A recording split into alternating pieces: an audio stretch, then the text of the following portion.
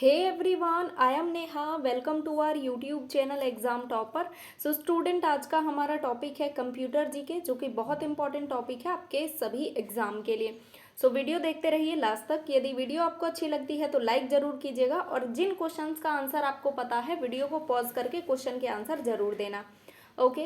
और पीडीएफ के लिए हमारा टेलीग्राम चैनल है एग्जाम टॉपर, ज्वाइन कर लीजिएगा. चलिए फर्स्ट क्वेश्चन देखते हैं.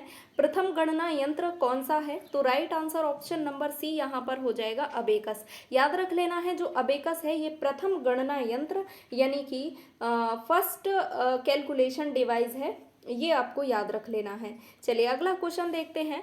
मानव मन तथा कंप्यूटर में किसकी गति तेज है? आपको बताना है कि जो मानव मन होता है यानी कि जो हमारा मन होता है वो उसकी गति ज़्यादा तेज है या फिर कंप्यूटर की गति ज़्यादा तेज है. तो करेक्ट आंसर यहाँ पर हो जाएगा ऑप्शन नंबर बी, मानव मन की. देखिए मानव मन की जो गति है ना वो कंप्यूटर की गति से ज़्यादा तेज है, तो बी ऑप्शन राइट आंसर हो जाएगा. अगला क्वेश्चन है, कंप्यूटर को किस प्रकार की बुद्धि की संज्ञा दी जाती है? तो कंप्यूटर को कृत्रिम बुद्धि की जो है संज्ञा दी जाती है. ऑप्शन नंबर बी यहाँ पे करेक्ट आंसर हो जाएगा. आर्टिफिशियल मेमोरी जो है कहा जाता है, क्योंकि देखिए कृत्रिम वही होता है ना जो ह्यूमन के द्वारा चीज़ें बनाई जाती हैं, तो उसको हम कृत्रिम ही कहते हैं. और जो प्रकृति के द्वारा, जो भगवान के द्वारा बनाई गई हैं, उसको नेचुरल बोलते हैं. तो ये कृत्रिम बुद्धि की संज्ञा जो है दी जाती है कंप्यूटर को. ओके. चलिए अगला क्वेश्चन है, प्रथम गणना संयंत्र अबेकस का आविष्कार किस देश में हुआ था? तो चाइना में हुआ था. ऑप्शन नंबर सी हो जाएगा राइट आंसर. जो अबेकस है, जो प्रथम गणना यंत्र है, मैंने आपको बताया फर्स्ट कैलकुलेशन डिवाइस जो है अबेकस, इसका जो आविष्कार है वो चीन में हुआ था. और चीन की राजधानी क्या है? बीजिंग है. राष्ट्रपति सी जिनपिंग और करेंसी है रेमिनबी. अगला क्वेश्चन है, पोकमैन नामक प्रसिद्ध कंप्यूटर किस काम के लिए बना था?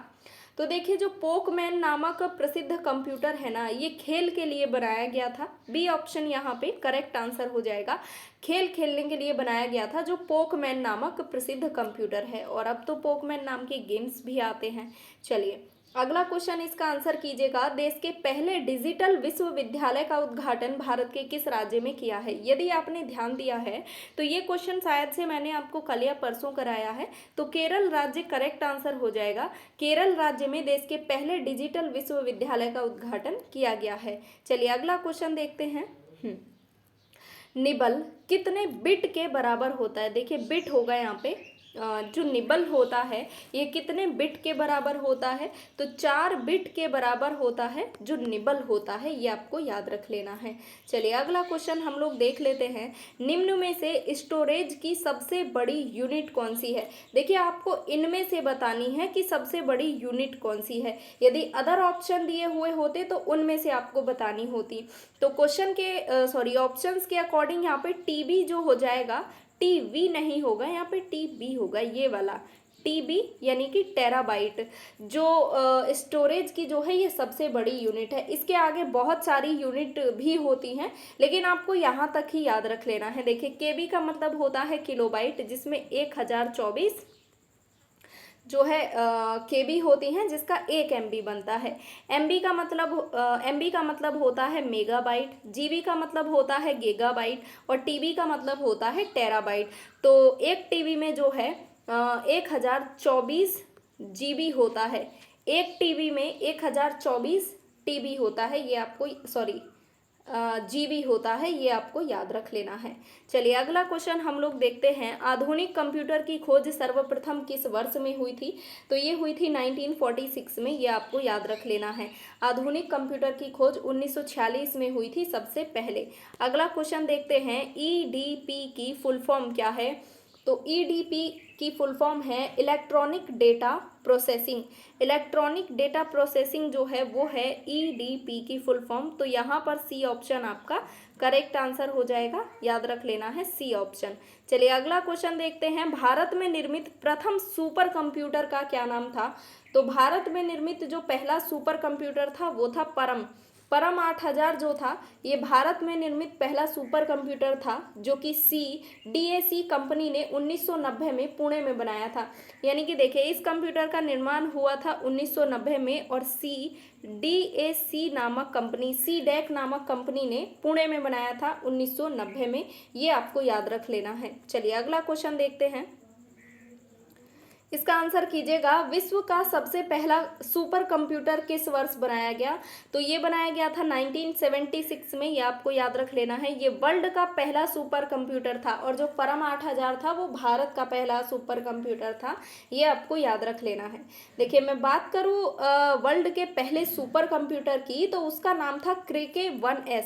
क्रे 1S जो था वो विश्व का पहला सुपर कंप्यूटर था और इसको जो है क्रे रिसर्च कंपनी के द्वारा 1976 में बनाया गया था। याद रख लेना है। अमेरिका की एक कंपनी थी क्रे रिसर्च कंपनी जिसको 1976 में बनाया गया था, जिसके द्वारा, ये आपको याद रखना है।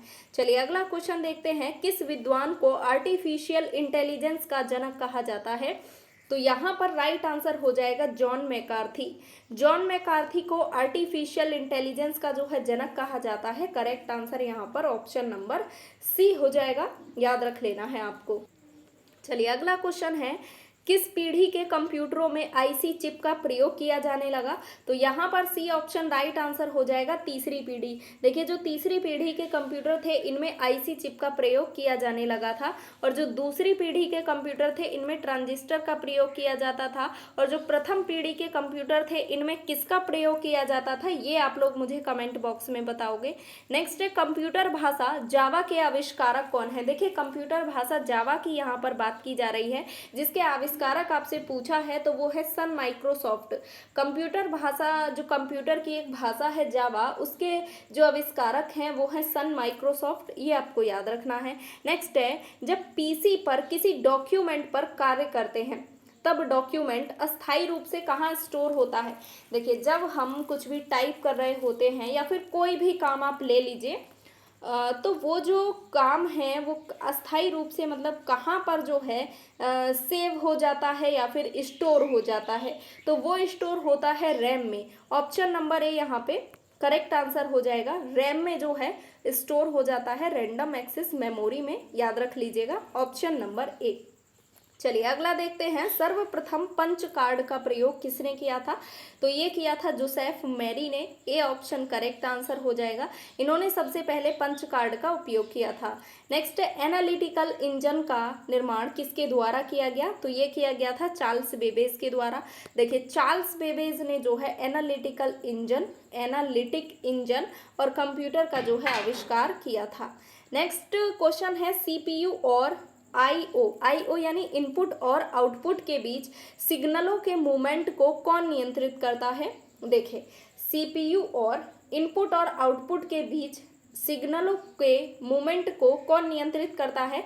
तो ये नियंत्रित करता है control unit. Option number A यहाँ पे करेक्ट आंसर हो जाएगा। चलिए अगला क्वेश्चन हम देख लेते हैं, गणना और तुलना के लिए कंप्यूटर के किस भाग का उपयोग किया जाता है? तो गणना और तुलना के लिए जो उपयोग किया जाता है वो किया जाता है ALU का। देखिए इसमें ऑप्शन ही नहीं है, ALU का जो है प्रयोग किया जाता है। ये आपको याद रख लेना है। यानी अर्थमेटिक लॉजिकल यूनिट, ALU की फुल फॉर्म होती है अर्थमेटिक लॉजिकल यूनिट का जो है प्रयोग किया जाता है गणना और तुलना के लिए। अगला क्वेश्चन देख लेते हैं, CPU में कंट्रोल यूनिट, मेमोरी यूनिट और तीसरा कौन सा यूनिट होता है? तो सीपीयू में एक कंट्रोल यूनिट होता है, एक मेमोरी यूनिट होता है और तीसरा होता है अर्थमेटिक लॉजिकल यूनिट। याद आपको रख लेना है, अर्थमेटिकल लॉजिकल यूनिट जो है, अर्थमेटिक लॉजिकल यूनिट जो है ये तीसरा होता है सीपीयू में मौजूद यूनिट। तो डी ऑप्शन आपका करेक्ट आंसर हो जाएगा। और इस नेक्स्ट एंड लास्ट क्वेश्चन, इसका आंसर कीजिएगा आप सभी लोग। यूनिट किसी कंप्यूटर के प्रोग्राम में